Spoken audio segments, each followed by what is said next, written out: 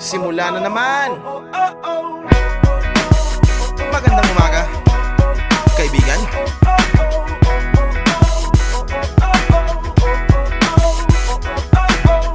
Eto na naman tayo bago simula. Huminga ng malalim, alisin ang kaba. Tapos na ang kahapon, pwede na yan itapon. Huwag lang ang mga araw, dapat yan ay ibaon. Katulong mo sa panibagong hamon.